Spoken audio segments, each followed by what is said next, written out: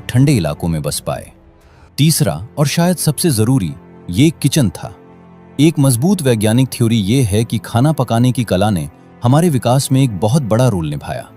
पका हुआ मांस नरम, पचाने में आसान और ज्यादा पौष्टिक होता था।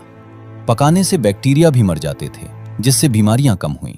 इस एक्स्ट्रा एनर्जी ने उनके पहले से ही बड़े दिमाग को और भी बड़ा होने में मदद की। चौथा, ये एक सोशल नेटवर्क था। दिन भर के शिकार के बाद पूरा ग्रुप आग के चारों ओर इकट्ठा होता था।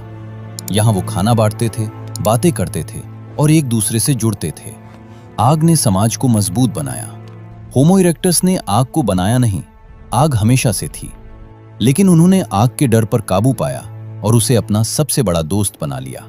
वो अब अंधेरे से डरने वाले जीव नहीं थे, बल्कि अंधेरे में रोशनी जलाने वाले पहले इंसान थे। अपने नए औजारों और आग की ताकत के साथ होमो इरेक्टस अब फूड चेन में ऊपर चढ़ने के लिए तैयार थे। वो अब सिर्फ दूसरे जानवरों के छोड़े हुए टुकड़ों पर गुजारा नहीं कर रहे थे, वो अब खुद शिकारी बन रहे थे और उनका तरीका एकदम अनोखा था। उनकी सबसे बड़ी ताकत थी उनका शरीर, जो लंबी दूरी तक दौड़ने के लिए बना था। वैज्ञानिकों का मानना है कि उन्होंने शायद एक खास शिकार तकनीक में महारत हासिल की थी, जिसे परसिस्टेंस हंटिंग या धीरज का शिकार कहते हैं। जरा सोचिए, भरी दोपहर की गर्मी में हिरण जैसा कोई जानवर तेजी से भागता है, लेकिन उसकी बॉडी जल्दी गर्म हो जाती है।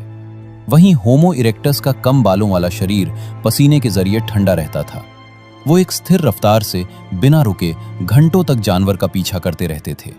आखिरकार जानवर गर्मी और थकावट से बेदम होकर गिर जाता और शिकारी आसानी से उसे अपने काबू में कर लेते। ये ताकत का नहीं, बल्कि दिमाग और सहन शक्ति का खेल था। लेकिन वो अकेले काम नहीं करते थे। उनका बड़ा दिमाग उन्हें एक टीम के तौर पर शिकार करने की इजाजत देता था। वो प्लान बनाते, भूमिकाएं बांटते और बड़े जानवरों को घेर कर या किसी गड्ढे की तरफ धकेल कर फंसाते थे। शिकार और मांस से मिलने वाले हाई क्वालिटी प्रोटीन ने उनके दिमाग को और भी ताकत दी। ये सिर्फ उनके खाने की आदत में बदलाव नहीं था, ये उनकी पहचान में बदलाव था। वो अब सवाना में डर कर छिपने वाले जीव नहीं थे, वो एक टॉप शिकारी बन चुके थे। उन्होंने सीखा था कि दिमाग, सहयोग और तकनीक के दम पर किसी भी चुनौती का सामना किया जा सकता है।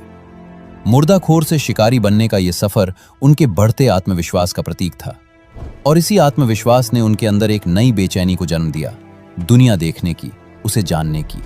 लाखों सालों तक हमारे पूर्वजों का घर सिर्फ अफ्रीका था, लेकिन होमो इरेक्टस के खून में कुछ अलग था।